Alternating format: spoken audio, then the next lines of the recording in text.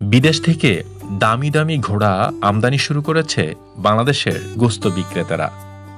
গোস্তের দোকানে গোস্ত কেনার জন্য ভিড় করছে ক্রেতারা। বিস্তারিত জানতে ভিডিওতে একটি লাইক দিয়ে না টেনে সম্পূর্ণ ভিডিওটি দেখুন।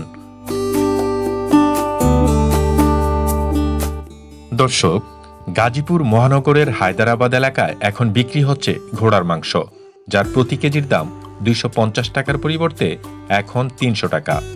ঘোড়ার মাংসের চর্বিহীন এবং গরুর মাংসের সঙ্গে স্বাদ ও গন্ধে মিল থাকার কারণে এবং দাম কম হওয়ায় এটি স্থানীয়দের মধ্যে ক্রমশ জনপ্রিয় হয়ে উঠেছে। তবে কিছু হোটেলে ঘোড়ার মাংসকে গরুর মাংস হিসেবে বিক্রি করার অভিযোগও রয়েছে। প্রাথমিকভাবে সপ্তাহে 1 থেকে 2টি ঘোড়া জবাই করা হলেও বর্তমানে প্রতি শুক্রবার 10 থেকে 12টি ঘোড়া জবাই করা হচ্ছে।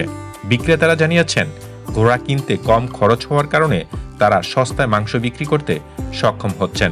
যদিও এলাকার বাসিন্দারা খুব একটা মাংস কিনছেন না, তবে দূর দূরান্ত থেকে অনলাইনে এর চাহিদা বৃদ্ধি পাচ্ছে।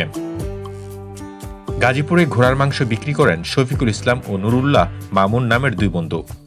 শফিকুল ইসলাম বলেন, গরুর মাংসে চর্বি থাকে কিন্তু ঘোড়ার মাংসে চর্বি নেই। এটি গরুর মাংসের চেয়ে সুস্বাদু এবং খাওয়ার পর হাত ধুতে সাবান লাগে না। তিনি আরও জানান, শুরুতে প্রতি কেজি 250 টাকা বিক্রি করতাম, এখন 300 টাকা কেজি করে বিক্রি করছি।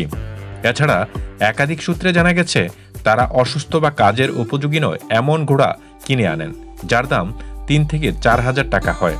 কিন্তু একটি ঘোড়া জবাই করার পর তারা তা 30 থেকে 35 হাজার টাকায় বিক্রি করতে পারেন। দর্শক, এই বিষয়টি আপনারা কিভাবে দেখছেন অবশ্যই কমেন্ট করে জানাবেন।